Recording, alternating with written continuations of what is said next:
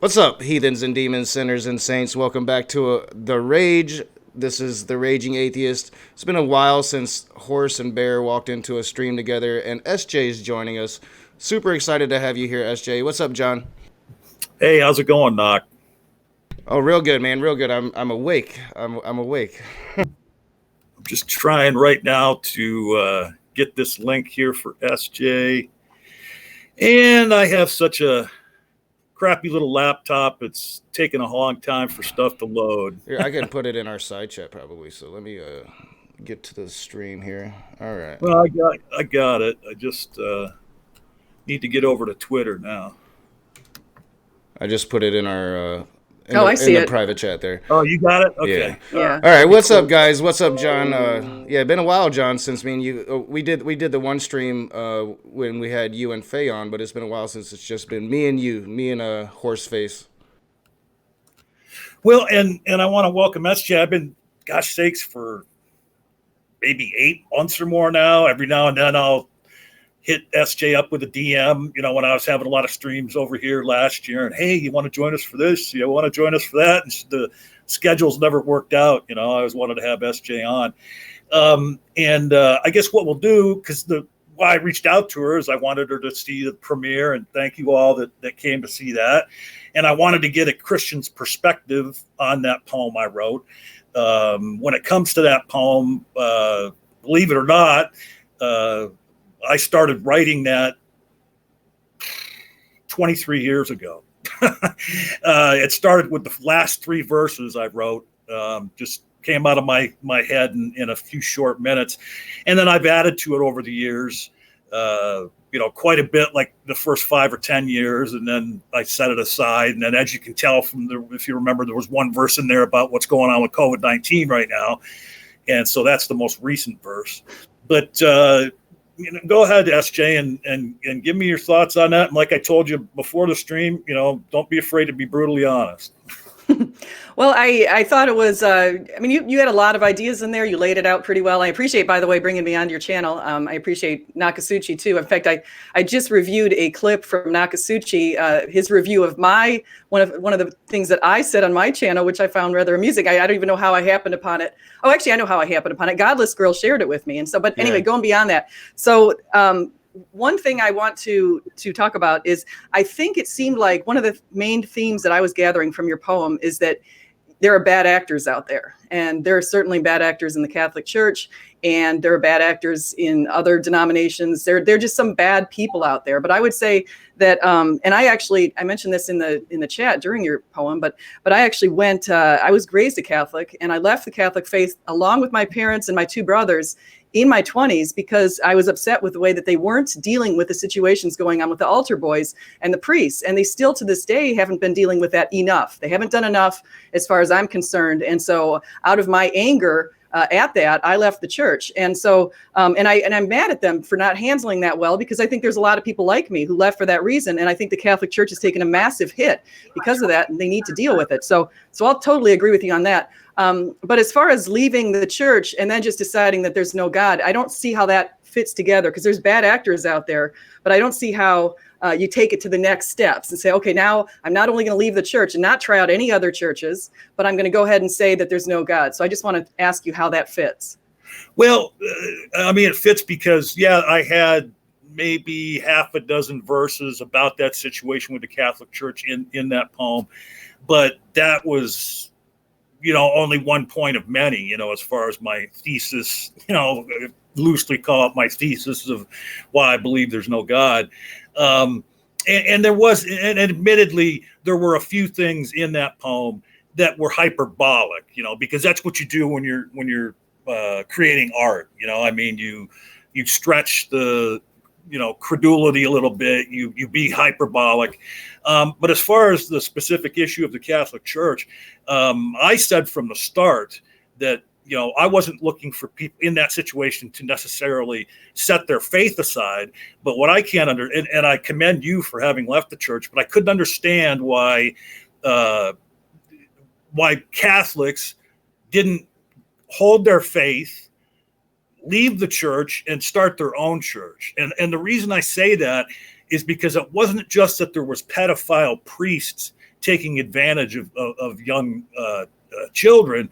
It's that the hierarchy of the church facilitated it and covered it up. Because here's the thing: if I'm the head of an organization, or I'm the head of a satellite of that organization, and I find out that one of my employees, for lack of a better term, is raping children, my first call is to the authorities. Okay.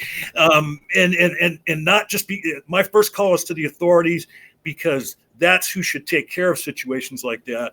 And also my first call is to the authorities, so that I don't do something heinous myself to these scummy individuals. But what the Vatican and the churches did is they decided, well, we're going to handle it in-house. These people deserve forgiveness, I think was part of what it was, and then they would move them around and they would do it again. Right now, as we speak, there are former priests and other officials of the Catholic Church that raped children that are being harbored in the Vatican. Hey, I agree with you. I'm very upset with it. I mean, I'm honest about that. That's about as bad as it gets. And not only that, I mean, I have examples even from my old hometown, not my old hometown, but the town just north of my old hometown, Delray Beach. There were a couple of priests in that church. Priests are supposed to be celibate, number one, and they're also supposed to not get married, which I guess there's some exceptions now I've heard in the Catholic Church, but I think they need to have all exceptions. Priests need to be able to get married. It's an abnormal thing for priests not to be able to have sexual relations and get married. So I think that's a huge problem. And I think that's what's led to some of this, aside from some self-selection. But also, I want to say, I want to tell you what these priests did. Oh, go ahead. So in this Delray Beach church, they actually stole a bunch of money from people who had donated and went to Las Vegas and gambled it all away. I mean, it's just horrific, some of the things that go on in some places. And I can see why people leave certain churches. And that's why I left the Catholic Church and now I go to a Baptist church. Well, and just the comment I wanted to make on what you said just prior to that is that, and I agree with you, by the way, they should get away from, you have to be celibate, because that's so counterintuitive to being a human being, to not be sexual, they should be able to get married and what have you. But the thing is even if the priests were allowed to marry, that doesn't stop pedophilia. I mean, No, you're right. That could happen still. But I'm just saying that's one step in a long set of steps. I think it leads to, it's maybe why pedophilia is so dominant in the Catholic Church, especially, is because sexual repression is going to lead to misdeeds, I believe. I strongly agree with SJ here. I think when it comes to pedophilia, it's definitely not a reason to leave the faith. I think it's a reason to maybe question the people in the faith. And pedophilia is spread across all demographics. It's everywhere. I actually think evangelical churches handle it a lot better than the Catholic Church does, because usually if you get caught doing that in an evangelical church, your career is over. They're going to make sure of it, to where in the Catholic, like John was saying, they'll just move them around and try to hide it. So I think there's different levels. There's pedophilia in atheist homes. This is something that's spread all across the demographics. It's a huge problem in the world, and it's not just delegated to religion. I think the problem with religion is often it's people of authority that are abusing their authority, so it kind of gets put into the limelight, and that's why people talk about it. Mm-hmm. I can't get past this point, okay, because to me it's two separate issues, okay. If you like priests are asked to suppress your sexuality, and are told you can't be married and have a mate, that's a totally separate issue from pedophilia. You know what I mean? I agree. I agree. Well, I mean, if somebody is asked to suppress their sexuality, they're heterosexual, and they're told not to get married, that really has nothing to do that if you're a person that there's something wrong with your brain and you have definitely. If you would have sex with a child, that's a different that's a whole different level of sexual deviance, I believe. Yeah, no, I think it's sick. I obviously think it's sick. I think these people are sick and they need help, and they also think they need to be in prison. And speaking of, I have a friend, really good friend of ours, my husband and I. His father was what did he do? He did something to one of his nieces, and they caught it on camera. And the son actually went and he looked at the photos. He was looking through the dad's photographs and his camera. And now the dad's in prison. He hasn't been around now for 10 years. He's been in prison the whole time. He's never coming out.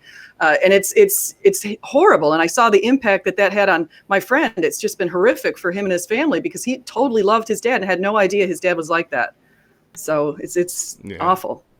Yeah, and it's a terrible thing just all over the world that I've kind of covered it, and it's sad because like when you talk about it, and I didn't talk about it in terms like just bashing Christianity. I talked about it in terms of how it's in all forms of religion.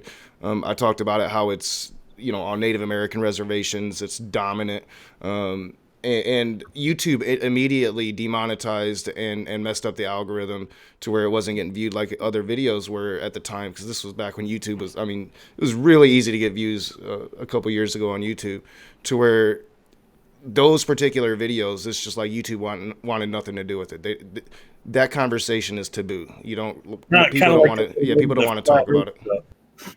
So no one's gonna watch this when they get the script out, right? Yeah. Kind of like how they kind of put the kibosh on all the flat Earth stuff. It seems like. Oh yeah. They're coming down. Like right now, it's really hard. Like if you're a truther, I'm releasing a video on that. Truthers are complaining. I don't know how I feel about it because I think that they shouldn't be on YouTube. What's a truther? They're conspiracy theorists. They think that the World Trade Center was a staged event by the government or whatnot. Yeah, it's ridiculous. So just to let everybody know, so when we first started, I thought I'd come in here as I was in the, and then so I took the glasses off, which I don't know if Aaliyah Kai's here, but she told me I look goofy in them glasses, and then I have to agree with her. But they're the big ones, the old people sunglasses that fit over your other glasses. But when did you say you were going to have to cut out? Like, so it's probably like 10-2 or so. 10 to 2. Okay. Yeah. So we got like 25 minutes left. One quick question, I want to move on to something else, is so would you if I put that on iTunes, will you download it? I'm just messing with you. Wait, if you put your poem on iTunes? Yeah. No, I'm just kidding anyway. I'd never do that. But okay, so as I told you before we started, I kind of wanted to have a little bit of a discussion with you about morality, and I know Nakasuchi's probably got some questions for you too. You're a pretty prolific tweeter, and as you see, I engage you quite a bit on the Twitter there, and you seem to, on a daily basis, you have a thought that you put out. I mean, you comment on different things, but it seems to me like once or twice a day you have like a quote of the day or a thought every day, and a lot of times I've seen you comment on morality. And as I told you, I was going back and forth with this, I believe was a gentleman on Twitter today who was talking about how morality had to be objective. And correct me if I'm wrong, you believe that there's objective morality too, correct? Oh yeah, absolutely. Okay. Well, just real quick, why do you believe that it has to be objective? So what I mean when I say it's objective is how it's defined in the literature is it's stance independent. So a lot of people try to say it's mind independent, but that's not the same thing. It's stance independent, meaning that we have, how do I put it? The idea that we value truth, we value justice, we value equality, we value equity. All of that kind of stuff is something that we hold to be self-evident. It's axiomatic. So it's not something that just because somebody doesn't value truth that suddenly we don't have an objective value of truth. And so, and I'd also add that we have objective moral obligations. And that's the part that would speak most closely to where it's grounded in God. And I'd say one of the moral obligations that is pervasive throughout the world, including all the major world religions, humanism and atheism, and the United Nations, is the idea of following the golden rule. So we have this obligation to do unto others as we would have them do unto us. And so, and I would say, so where did this come from, this strange thing that's embedded in us that tells us things like we have to be gracious, we have to have gratitude, we have to forgive our trespassers. I mean, where do we get these crazy ideas if not from a source that's transcendent, similar to the morality which is transcendent? And so I would say that speaks to the source of God. Well, could I Okay, and could I try and explain to you from my perspective how we could still have all that and there not be a God and an objective standard of morality? Absolutely. Okay, so you said that these things are self-evident and therefore it has to come from a source. Essentially, now if it's self-evident and we all believe these things, that it has to come from a source that you liken to your God, right? So I would say that how you put it is, you say that if we have, like how William Lane Craig says it, he says, if objective morality does not exist, God does not exist. Objective morality exists. I don't know. That's not how he says it. He said, if, No, I forget how he puts it. You're on the right Something track. like that. But basically, the idea is if we have, if objective morality exists, God exists. He does it. Yeah, he does it like in the negative. Objective morality, therefore God exists. I mean, essentially, that's it. Well, it's this idea of having these values that are transcendent to generations, cultures, and people. And so if we can say that we have these values that transcend us, to which we aspire, and to which humanity has been aspiring, especially over the last 2,000 years, then it follows that there would be a transcendent moral lawgiver. Well, and I say that's not necessarily the case. And the reason I say that is, you talk about these things that are self-evident that you attribute to objective morality, to God. And I say, of course, they're self-evident to us now, but they may not have been tens of thousands of years ago. So here's my thesis on the whole thing, all right? Morality is a product of several components. It's a product of well-being. It's a product of the human ability to think in the abstract. It's about human beings having empathy, which comes from that ability to think in the abstract. And it comes from the fact that humans are social creatures. So where the appearance of objective morality, where you have the appearance, in my words, the appearance of objective morality, I realize you believe in it, I'm saying there's an appearance of it. What it is a societal consensus that was come to over many, many years of time, millennia of time, because the fact that we are social creatures and we have this sense of well-being of self. I don't want to be raped. I don't want to be stolen from. I don't want to be beaten because I have a sense of well-being. Now, then you start to socialize with other human beings and you see how society goes, whether it's going good, whether it's going bad, and then the abstract thinking kicks in. I have a sense of well-being for self, and now here are all these other human beings I am sharing my space with. Now I can have the abstract thought, you know what? If I would not like to be raped, I'll bet you these other folks I'm hanging out with wouldn't like to be raped either. And you have empathy for them, so and then over time, it's all part of evolution. It's all part of these components I just listed. It's not that there's this source that morality comes from. It's that it's a human construct of the human mind and of human society and millennia of time that we've come to these determinations. So I say it's all subjective, but that we've come to a spot where you can look at certain things that everybody holds to be true and it has the appearance of being objective. But we've come to that point because of evolution and the evolution of society. Yeah, I'll let SJ respond to you, John, and then I want to jump in for a little bit because this is like a new topic for me. I grew fascinated with this topic watching an old Hitchens William Lane Craig debate, and then the Godless Girl and T-Jump debate just like really sparked my interest, and I'm like, I'm going to start looking into this discussion here. But I'll let SJ respond to you. Yeah, one of the things that people like to do is they like to try to pretend that evolution or social evolution and things like objective morality are mutually exclusive. If you believe that we did evolve in some way, that suddenly you're saying that there must not be, then you also must believe that there's no source of our objective morality. I would say that actually the way that it works is that besides just saying that some of this that you're doing is a little bit of a post hoc rationalization, but I would also say that I think our social evolution goes hand in hand with the way that God guided us. And I think that the fact that he guided us to be thankful and have empathy and be selfless and to do things that actually go against our moral intuitions. Like, for example, why would some soldier just jump in front of somebody else's bullet?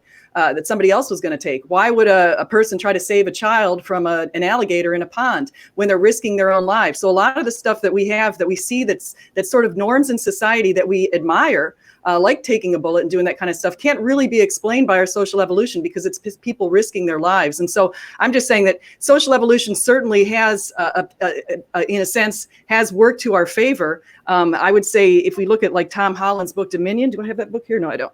If you look at Tom Holland's book Dominion, he spoke to the evolution, if you will, of Christianity and how it's changed societies over the past 2,000 years for the better. And like this whole idea of equality is really strange when you think about it, because humans aren't equal.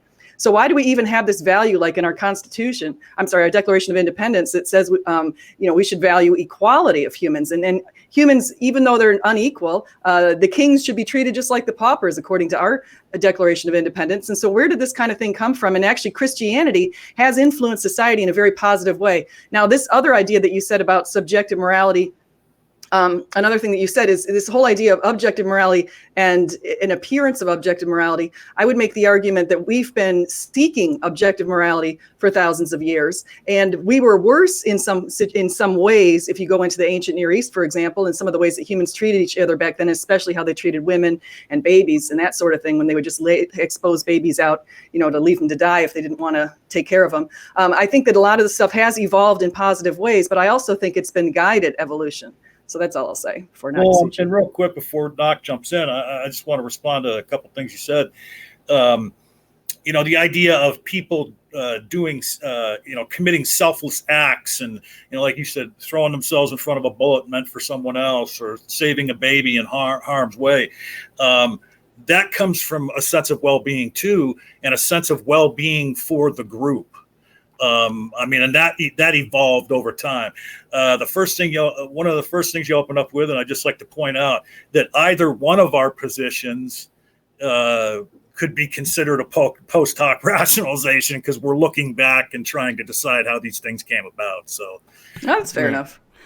I did want to say. Go ahead. No, go ahead. Let me just say one thing. When you talk about the well-being of the group, why? And I can say, yes, you could say that definitely through evolution of the ages, we can say that the groups benefited in some ways because they were sticking together, building societies, doing that sort of thing. But what's interesting, if you look at these days, is this idea of individualism versus collectivism. And so the United States is the most highly individualist country in the world, according to some global studies. And places like China are very collectivist in favor of in-groups. And it's kind of an interesting thing is that evolution can't explain is what about caring for the out group? Where did that come from? Because evolution definitely speaks to caring for in-groups, but it doesn't speak to like somebody in this country donating money to a child they've never met in Africa.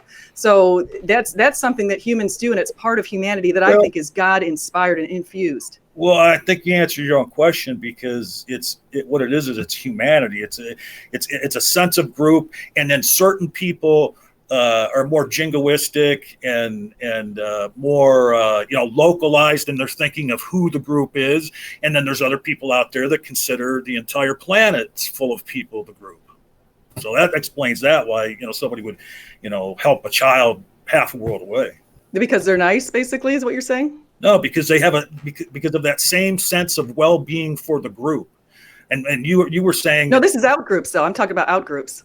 Well, right, but that's what I'm trying to say is that there are a lot of people in this world that don't consider anybody on the planet an out group. We're all part of the same group. Well, yeah, that's going to be kind of part of my point. So, again, I'm new to the morality question, really. I've never really considered it. I've had Christians ask me in debates before, and Matt Powell has asked me famously where I get my morality from. I'm like, I get it from my parents, just like you do. And then I get it from learning as I grow, and I reject some of what I took from my parents, and I keep some of what I have learned on my own. When it comes to objective morality, I think that it's fairly apparent that even the objective morality we've somewhat observed is very subjective. So if there was such a thing as like objective morality, then worshipers of Yahweh would have had a very consistent morality since its inception. But what we've seen is a very inconsistent morality. We see sporadic periods where they're very charitable, and then we have periods where they're burning people alive at the stake. And I think we've seen that rather recently in history. So it's not just like ancient times in the Near East where they were taking slaves. I'm talking, at the inception of the American country, when the Salem witch trials happened, and a couple girls started pointing the fingers, and I think it was over 100 people died. One of the things that you said is that humans are unequal. I'm a humanist. I don't believe that at all. I think that we have been indoctrinated to believe that. But I believe that I think that all human beings are equal and have equal merit. Now you can I didn't say. Go ahead. I didn't say that all humans don't have equal merit. I think we all should be treated equally under the eyes of the law and the Lord. What I'm saying is that humans just essentially are unequal. They're different heights, they're different weights, they're different looks, they're different intelligences. So there definitely are some inequalities amongst humans. Yeah, true. Like, I'm 6'5", 250 pounds. I've probably been treated differently my entire life than, say, somebody a lot smaller. I think that's kind of due to like evolution and survival of the fittest, and getting to where we're at now. It's kind of ingrained in the way we behave. And I've always kind of fought against it because, yeah, sure, I can reach that top shelf, but at the same time, I have to really bend low to pick something up. I think that it's like a double-edged sword. I think that there's advantages to being small and there's advantages to being big. I think that we've been ingrained with this system for thousands of years to where the rulers have said that, hey, look, we're special, we're better human beings than you, you're the plebs, we're the rulers. And I think that there's a social movement now for the first time really that has a chance to get beyond that, a true humanism to where all people are pretty much just human beings, and then you go from there. That doesn't mean you can't be shit, doesn't mean that you can't be good. But the thing about objective morality is that I just think that it's subjective. It's subjective to whatever in group you're in. And you did speak of out groups and how, and I've always granted that there's a lot of charity being done. People seem to follow the teachings of Jesus when it came to, like the Good Samaritan, when they want to, but it also becomes very easy to demonize those out groups, and we've seen that with the Trump administration, with evangelical support of very harsh, severe immigration policies on the southern border. So I mean, I think it goes both ways. Yeah, they're more than willing to go donate to a child in Africa, but they're also more than willing to throw a child into a concentration camp if they're Mexican right now.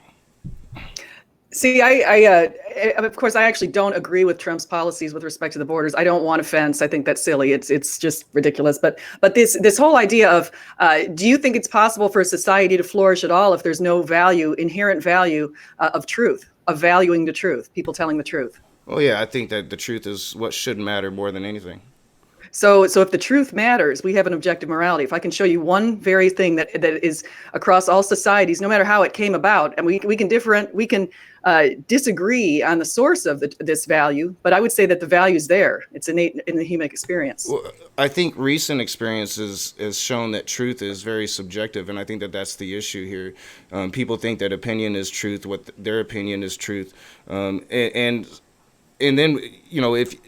Plenty of people have pointed it out, but I am relatively new to the morality argument. But what this culture sees as truth can usually vary from what that culture sees as truth. So it's all then subjective. So you're making an argument that's equivalent to me saying Johnny doesn't understand math, therefore math doesn't exist.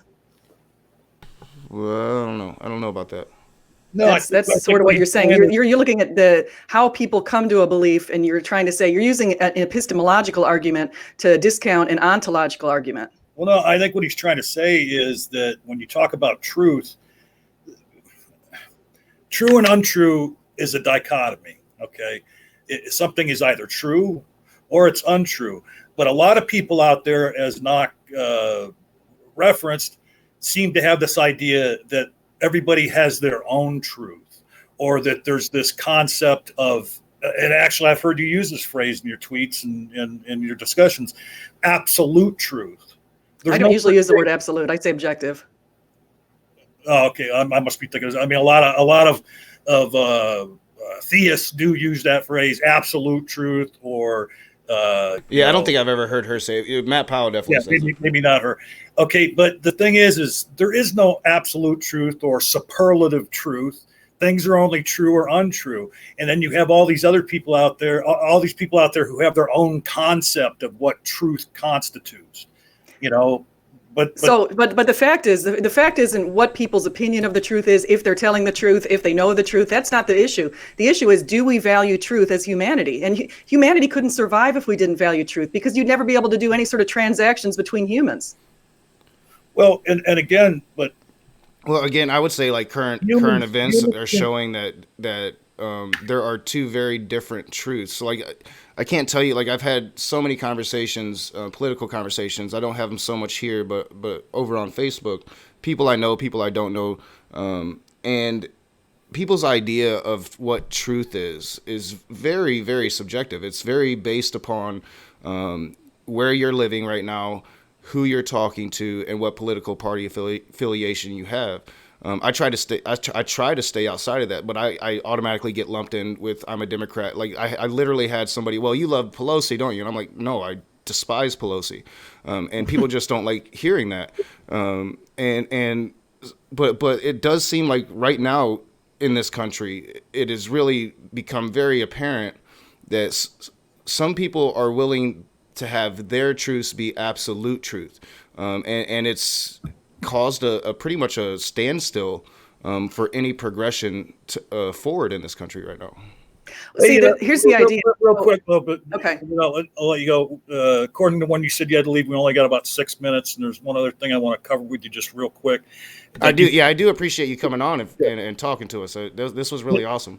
But no problem. Here's something that you said a few moments ago, that humanity values truth. Okay, and that's why you're saying it's an objective thing.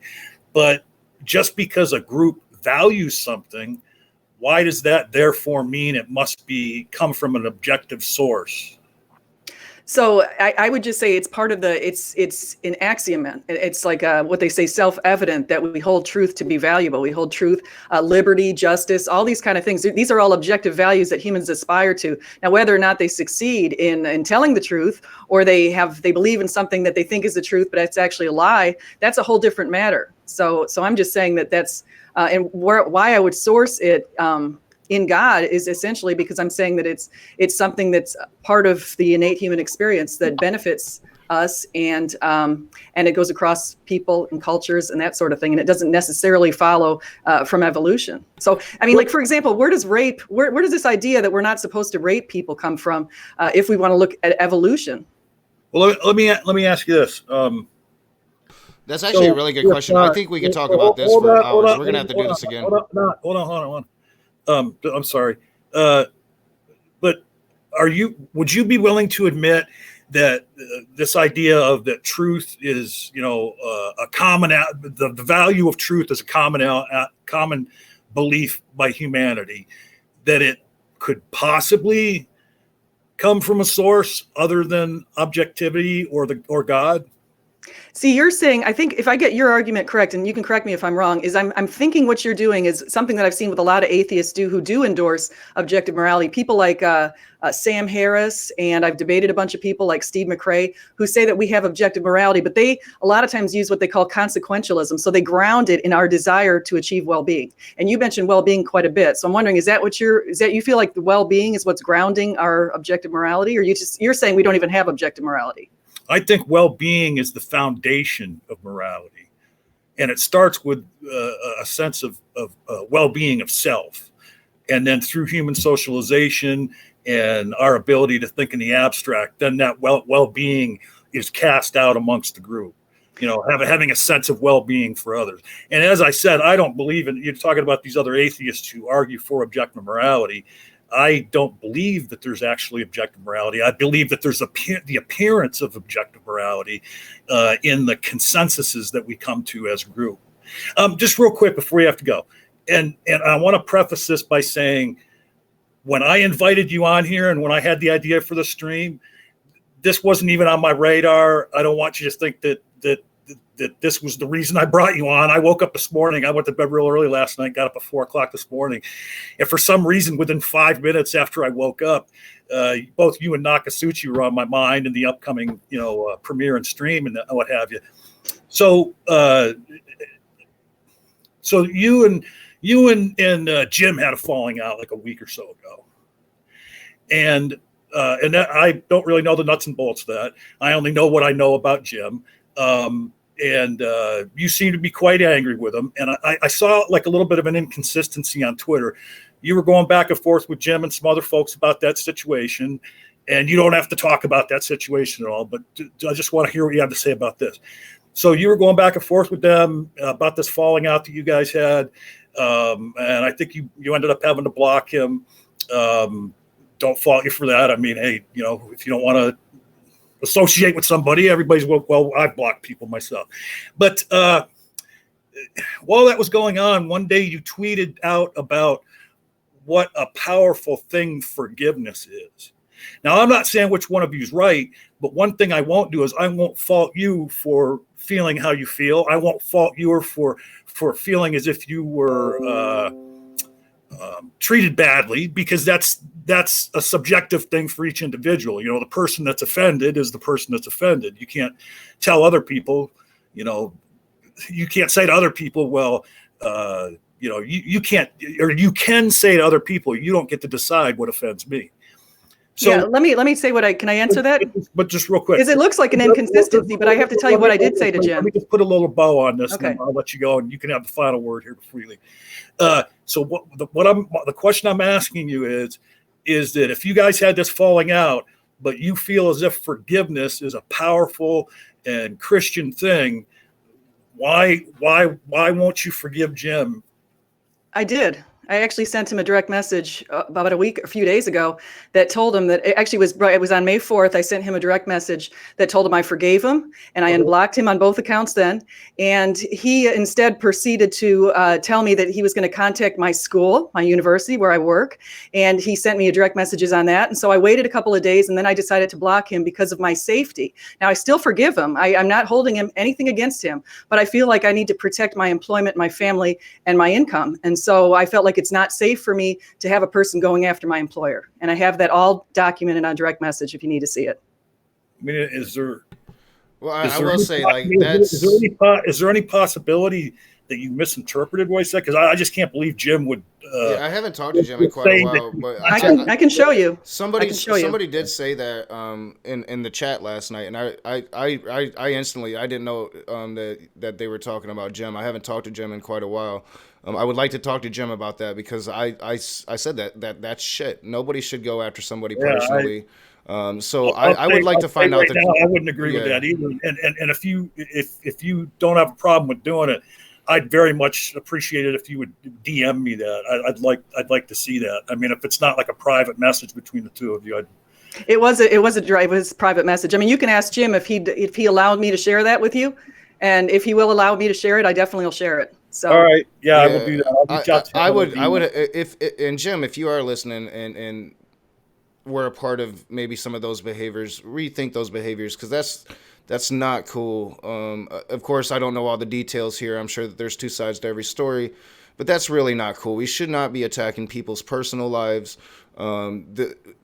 It should be about the conversation. I was very highly critical of you on Twitter over that situation. Not really critical, kind of trolling you a little bit, I'll admit.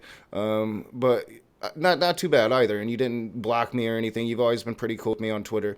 I would like to say that, Jim, if you are listening and you were participating in some of that behavior, maybe rethink it. Please reach out to me and have a conversation with me about it, because I have to say that I find that to be quite atrocious, and I would hope that people wouldn't do that. I just really, well, and, I mean, and I'm not, and I don't want to give the impression that I don't take SJ at her word, but I would have to talk to Jim first to, make any proclamation. Yeah, I would have to have all the information, but Certainly. definitely.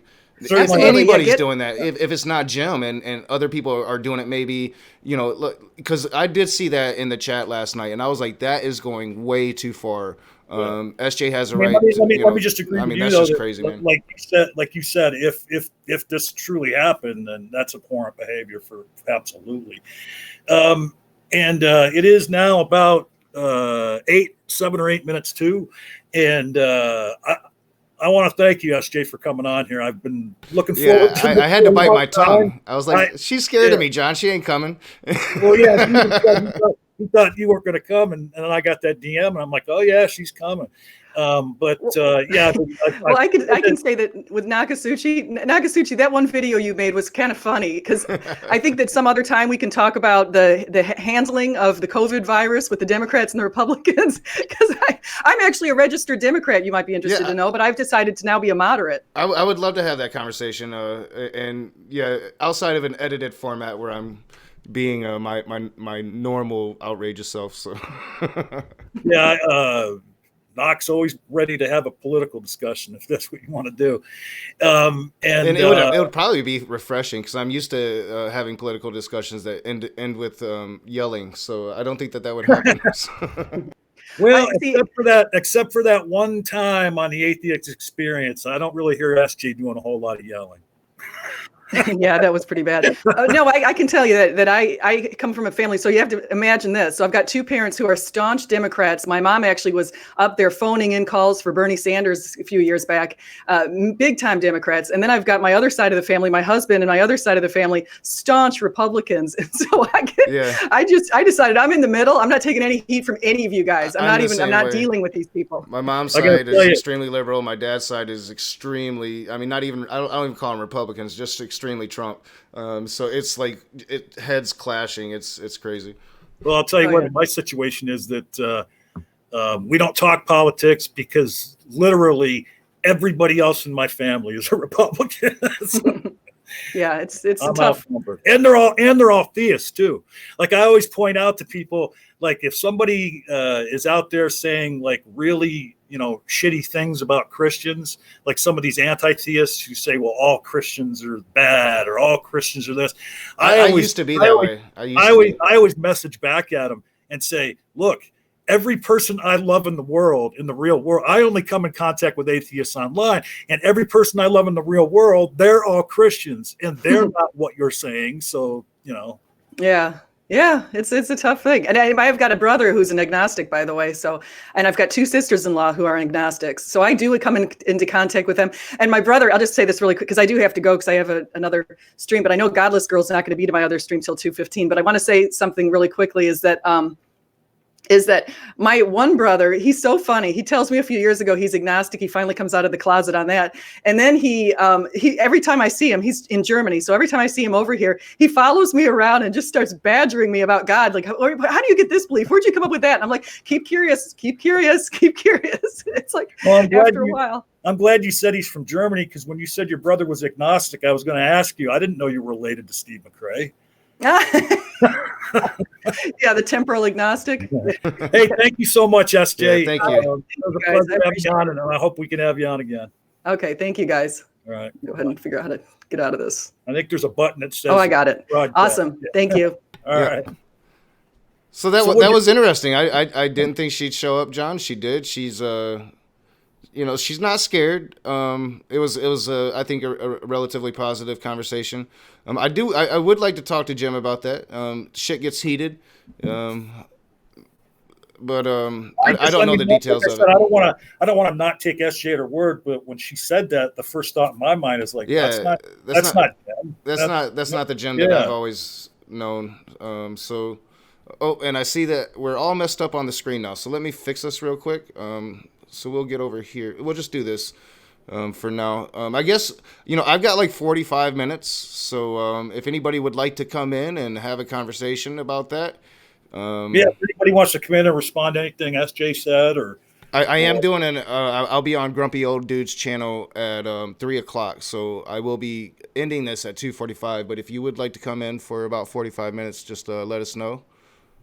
yeah, if you want to come in and tell me what you thought of my poem, or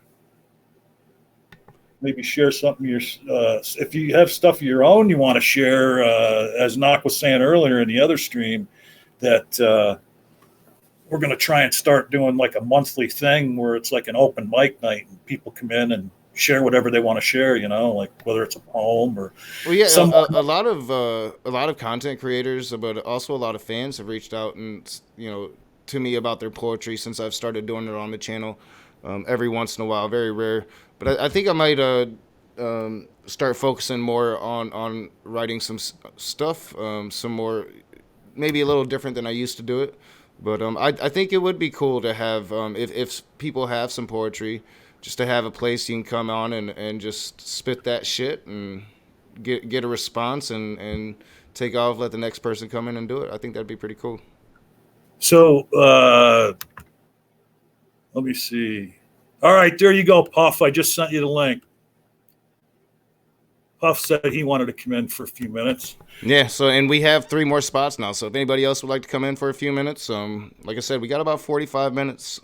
And that was interesting. So, I've wanted to get SJ on the channel for a long time. And for a long time, I didn't even know if she knew that I existed. Because, like I said, she wouldn't really respond to me in side chats and shit. And her showing up today, especially, considering that I was, I did take Jim's side and definitely was like, it was pretty much really centered around Steve. I was like, you're being kind of shitty by getting Steve to attack a friend. But she still came on here after my SJ series, which isn't even done yet. So I still got like 3 SJ Thomason videos to make. So well, I mean, and here's the thing too. Like I agree with very little of what SJ espouses, and I do agree with her. She sometimes makes political comments, and I think I'm kind of in line with her politically.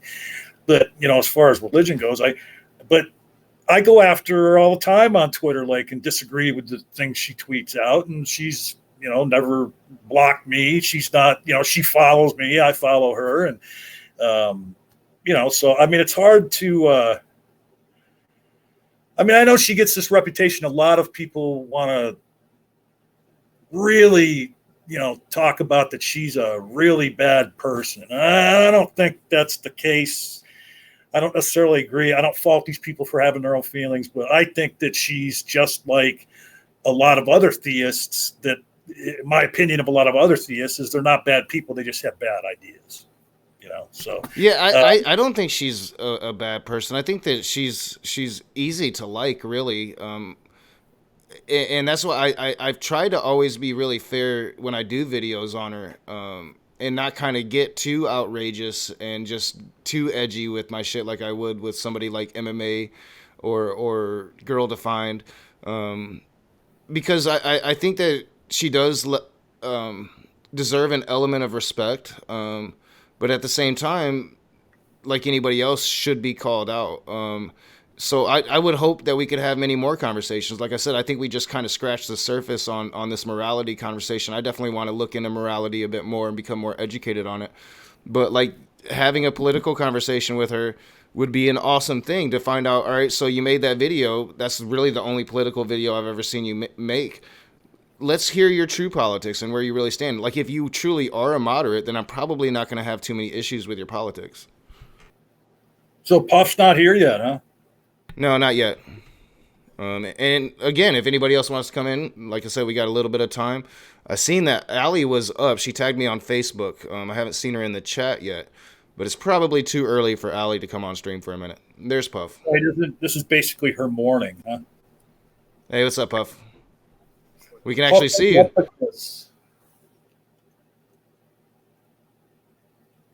Hello? Oh, my mic isn't too low. It wasn't real low. It's real low, man. Let me see real quick. I don't know. Oh, as soon as you stuck your face in there. It got a lot louder, so it just needs to be closer. I guess that should be the fix, I guess, eh? Yeah, there you go. Okay. Yeah. So like 5x5. what kills me about it, right, is that she's like, this doesn't fit into evolution, right? And but that clearly goes against what you can see and observe easily in the nature that's around us, right? So you can look at any other highly social species on this planet, right, and see that empathy is something that exists in all of those species, right? Honesty is something that they honor, right, or they incorporate into their society. Even species that don't necessarily have high brain function like we do, or like cetaceans do, right? Like dolphins and whales and stuff like that, right? Because we know from experiments we've done with we'll say vampire bats, right, that if we capture bats as they come out of the cave, right, and we fill their blood sacs with air, basically, right, and then we let them fly back into the cave, because they are a social species that they feed all the young, right? They basically all take care of the babies together, right? When the other bats see that they don't have food to share, right, or that they're not sharing food with the youngins, right, they get excluded, basically, or they get shunned in that society. And that a bat is not a highly functioning creature like we are, right? So that shows that in any social species, there's accountability. Yeah, there's accountability, right? So like when you lie to the group, it's observed, right? And you are treated as such, right? It's kind of weird that in our species anyway, that's a way to succeed, really, is to lie to other people, right? Like even in capitalism, right, it's kind of like to hide the amount of money that, or whatever the cost of the good that you bought, right, so that the other person doesn't have that as a negotiating tool, right? But in every other species that doesn't have like an economy, lying is not a valued thing, right? So you got to ask yourself, does God care about how dolphins conduct themselves, right? Does God care about how bats conduct themselves? Yeah, and real quick, something you started out with too about, how you say, she wanted to rule out that it was evolutionary. And a comment she had made too, she asked me about rape, and I never got around to answering it because, she had limited time and I had something else I wanted to cover. But take the issue of rape, okay? When humanity first came about, much like, happens in the animal world, if, a early hominid or, a Homo sapien wanted to have sex with that female, then he went over and he had sex with that female. He didn't ask, you know what I mean? And then over time, through evolution, then that became abhorrent behavior because we realized that was wrong as we built our moral structure, as a people. Well, I think that there's solid evidence that the human Homo sapiens, and I'm no biologist or evolutionary scientist. This has just come through my research with dealing with douchebags. But I have seen evidence to where, like, marriage has been a construct between man and woman pretty much since Africa, before we migrated out of Africa. Like this concept of bashing the female over the head with your club and taking her back to your cave. I just don't think that was ever an actual reality. Of course, I think that there's always been rape, but I just think that it's always been something that I don't think that it was an actual part of the beginning, so to speak. Maybe when we were still more animals. But I think that there is solid evidence that marriage has been a construct since pretty much the very beginning, or at least lifelong mating. Hey, I don't know if you noticed Tony Designs, but Korg Nightwolf just posted that was an accident. And I can speak to that, especially like if you're on mobile and you're scrolling through the chat. Oh shit! Yeah, Tony got timed out. That menu pops up and you can accidentally hit something. But sorry about that, Tony. That was a total accident on his part. I'm so notorious for not seeing the chats. I'm sure I probably missed so many questions for SJ, but we didn't have a lot of time. So when SJ came in, we knew that we had a limited time, and I really wanted. This came about because it was an interaction between John and SJ. So I really wanted to let them have their interaction and just pipe in a little bit. So I think I did that. I don't think I was too overbearing. Right. And the reason why I brought up empathy was that that's why rape is not a thing that we accept in our species, because we can empathize with someone else, right? Meaning we can put ourselves in their shoes, right? And when we put ourselves in someone else's shoes, right, we can imagine what it would be like to a certain extent, what it would be like to be taken advantage of like that, to be sexually abused, right? And we come to that conclusion that we would not want to be taken advantage of like that, right? So it becomes something that we don't want, right? And then that is not just something that a couple people come to that conclusion, right? It's the majority of people come to that conclusion, and it becomes a societal norm, right? But as we can see, when there's a minority of the population, right, that gains an inordinate amount of power over the rest, but they feel that certain behaviors or actions are acceptable, then through them being basically allowed to do those things, those actions become more acceptable, right? It's the same theory of how they showed with like the clown doll, right? That people learn through social interactions, right? So when you see that the leader of the group is allowed to do something and at least they're not rebuked for it, or even terribly in the state of our country right now, they're congratulated for it. They're lauded for their terrible behavior. That encourages you to conduct yourself in that same way, right? And it takes a strong-minded, strong-willed person to say, you know, that's not me, and I'm not going to do that, right? But we are, one of the things that is another part of our evolution as a species is that even especially amongst males in our species, is that we will submit to a certain extent to the group leader, the leader male in the pack, right? And I don't think that's just us. I think other species do that as well, but it's mainly primates that I know this about, right? So that's something that is kind of like built into us, right? But then at the same time, we have the ability to step out of that, right? You know what I mean? So like there's certain people that just don't have that in them but it's also something that they were exposed to this in a way socially, right? So like they may have had interactions or whatever, and they put themselves in those shoes and said early on, I don't want that to be me. I don't want that to happen to me. And so they rallied against it, right? But we know that the majority of people are not strong-minded individuals, right? They're not people that think for themselves, right? They don't want to have to do that. From my experience, the majority of people are part of the herd, not leading it. I see that with just the way like people that I thought were leaders, like people like my dad, and how they just kind of fall into this flock mentality with Trumpism, and just totally change. Like my dad was, when he lived up here, he was this liberal hippie dude, and 20 years in the South surrounded by, you know, Southern Baptist conservatives, and now he's a Southern Baptist conservative. You know, he followed that flock. Well, Tony's back. Okay. I would say that the South, to an extent, is like a disease that grows on you, right? Because that's why I have this stupid partial Southern accent, because I lived there for 10 years, right? So unless you can resist, it's going to grow on you, right?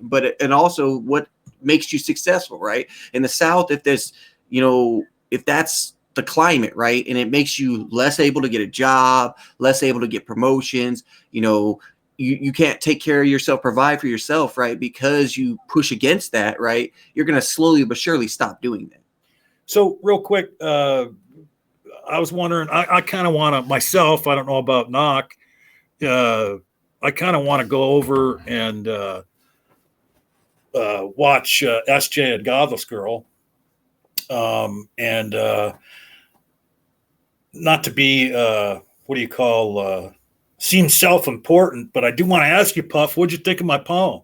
I thought it was dope, man. But and I don't have that kind of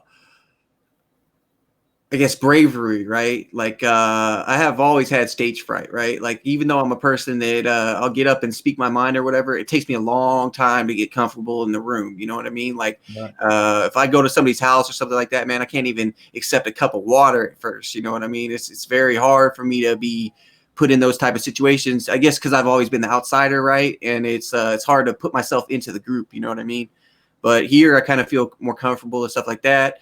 Although, I don't really like leading off. But, that's the thing is that it's also, I guess, the military background, right? Do as you're told, not as you want. You know what I mean? Like, Well, I'll tell you what, like you talk about the stage fright. So I'm here home alone by myself in front of the laptop and just ask Knock because he's the one who had to edit it. He added all the music and the dissolve cuts and everything. And the reason there had to be all those dissolve cuts from section to section is because that video was like 5 minutes long, but I actually sent him a video that was like 15 or 20 minutes long because it was like 17 minutes long, I think.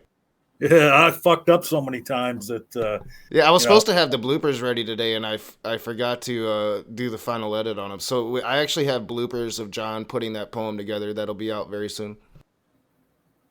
Sounds good. Sounds good. So, what do you think, Knock? Think we've come to a point where maybe we should get on out of here? Yeah, yeah, that'd give me a little bit of time before my my appearance on Grumpy Old Dude. I wish I had the link to put in the chat for you guys. I don't.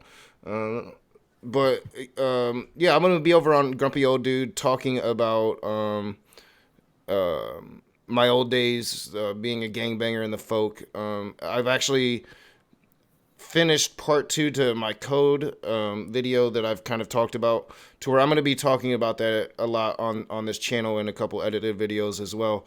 So it's really hard for me to go back there. Like, it kind of gets back to that point like Puff was making just a little bit ago.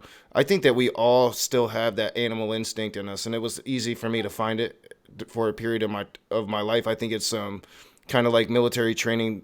They almost take you back. They break that sophistication out of you and take you back to that animal instinct to survive. I've lived that for a couple of years, so I'm going to be talking about that extensively coming soon. And I think that we all have that ability in us. If you're back against the wall, you're going to survive. It's still ingrained with us, and that's through evolution. Yeah, and from my gang experience, right, it's that they, just like the military, right, they try to desensitize you to the environment, right? So it's not shocking to you to conduct yourself in that manner on a regular basis. Yeah, it becomes normal. So, Puff, is there anything that you need to let people know about? I mean, you got anything? I don't even remember. Do you do content? Well, no. Yeah, well, but you do have a channel now, though. Yeah, I'm starting that channel, the House of Unpopular Opinions. So basically what it is in the name, right, is to tackle these topics and to get more voice out there on what's now basically unpopular opinions, right, which is that we should think about our fellow man all the time, right, that we should be more conscientious, right, but also other things that are not popular in that segment, which is that some ideas don't deserve to be platformed or debated or to have a voice to them, right? Which some of these would be like anti-Semitism, right? Or child abuse in many different forms, right? These are things that I don't feel are debatable, right? There's no good way to debate that, right? So to platform it in a way that's a debatable topic, no, right? But to discuss it is different, right? You know what I mean? But to debate whether it's, in my opinion, a debate is pros and cons, right? So I don't see any pros to those things, right? Systemic racism, things like that are not debatable things, right? To me, at least, but that's an unpopular opinion amongst a lot of liberals, right? They feel that, everything's debatable and this, that, and the other, especially on the right, the free speech absolutists, right? They say everything's debatable except for, socialism. But Yeah, you know yeah. what I mean? That's what the whole thing is going to be about. I'm trying to decide right now whether or not I'm going to put my face up or get avatar. But I got to get in contact with some people or try to find some people to get like the thumbnail and the banner made, because I have no creative bones in my body like that. Farm that all out myself too when I, put things together. Yeah, I'm jealous of your beard and your hair. I'm just gonna put that out there. Oh yeah. So Well, like, you it's would actually getting really long you now. would So, be like, Nakaguchi, you it's all bald. the way down, like halfway down my back, dude. So Yeah, I know. I'm totally jealous. So, yeah, but I'm see it's I creeping back. want to ask you something too, Puff, and SJ, if you're still listening, I'm not picking on you, but there's just something. Did you see the dumbfounded look on SJ's face when I brought up the idea that there's people in the world who believe that everybody in the world is part of their in group? Like she had this dumbfounded look on her face. Like, Yeah, she I'm couldn't totally one of those people. Like Yeah. like I said, the only people I really disassociate with that I don't really want in my in group right now are just all out Trumpers. Like, if you're a Trump dude and you have reasons for that, then that's one thing. But if you're just an all out Trumper, I really don't want much to do with you. That's like my only out group right now. And I think it was Mark Twain that said something to the effect of, travel travel erases your biases against other groups of people, right? Which is that when you interact with these people and that you see a human side to them, right, it makes it hard to just outright hate them or whatever. You know what I mean? And Right. That's the thing, is that it's hard for me to take such a stance against some groups of people, because I see that there's got to be some humanity in them, right? Mm-hmm. But through my experiences in life, I know that there's certain people that at least myself will never be able to reach a point of changing them, right? But that's not to say that everybody can't, but the people with the amount of charisma necessary to do that, they're few and far between. And highly charismatic people are generally not altruistic or humanistic people. They are people that are generally, on the larger scale, out for themselves. And they end up being, not the greatest people. Well, yeah, I think that most people they look out for their social standing before anything else. It's more important than their kids. It's more important than their husband or their wife. It's how society sees them, and I think it's why I've often butted heads with a lot of people. I've often said, like, some people have asked me, how can you platform this person, or how can you take this stance when it comes to this issue? And it's kind of like you said, like, I was in the gang, so we normalized behavior. I got to know the really good side of people that have killed people, and you get to see them as good human beings, even though they've done something that I would consider to be monstrous, right? And they will talk about it and brag about it, but you see them also at the same time help that defenseless person for no reason outside of because they can, and so, like, it's good and bad, and what makes somebody good is really based on the condition you're living in at the time, I think, and I'm going to be really talking about that a lot. The part 2 to the my code video was like 6 minutes. Part 2, where I really go in depth, is like almost a 40-minute video. So let me get my shilling out of the way. Also shilling for Nakatuchi. So maybe people that are here watching now saw me tweet out about it a couple times this week, but tomorrow at 11 a.m. Eastern time, right here on The Rage, will be episode number 4 of the Apostate Alliance. We're going to be joined by Zara K., an ex-Muslim and what I would term as a human rights activist. And she's a friend of my fellow host, Faye the Most Gracious. So we'll be talking to Zara tomorrow. Please, please come and join us for that, and please put the word out about the Apostate Alliance. If you know any ex-Muslims, we're an idea that Doc had and that I've had for a long time is want to bring these ex-Muslims into our community. Most of them already feel as if they are members of our community, but we don't really see a lot of them. Part of that is because, if they live in certain countries, they can't let it be known that they're atheists, because it could cause them harm, could cause them to be killed. But there are a lot of ex-Muslim atheists that are in, Western countries that, you don't see them around on a lot of the channels that do the type of things that Nakasuchi and myself do. So come back for that again. That's 11 a.m. tomorrow, right here on the Rage. And Nakasuchi, anything you want to mention? No, I'll be on Grumpy Old Dude's channel in about 40 minutes. Should be an interesting conversation. And yeah, we've got a lot planned. We're going to have Scientist Mel on this next Thursday. I'm going to have Godless Girl on soon. Maybe Godless Girl and SJ together. So yeah, a lot of stuff coming up. I'm going to be reaching out. Hopefully, I'm just going to put it out there. I'm going to be reaching out to Arn Rod. I'd like to get him on the channel for a conversation. So I made it public. Now I have to do it. Yeah, and one other thing I just want to address. First of all, I want to thank everybody that came today and came to the premiere earlier. Our brother Richard Matson's out there. Tony Designs, Korg was here. Oh yeah, I will be on Richard Matson's channel tomorrow at 3 p.m. Eastern. So come check me out over there. Iron Charioteer, thank you for coming. Lisa for Truth, Tartan Snowflake, all our regulars are here today. Brian Stevens, thanks for coming by. Want to address something that Will Kincaid and a couple other folks. Something about that I'm going to do like a topless stream for charity. Well, let me tell you something. All right. Women are not allowed to go in public without a shirt on.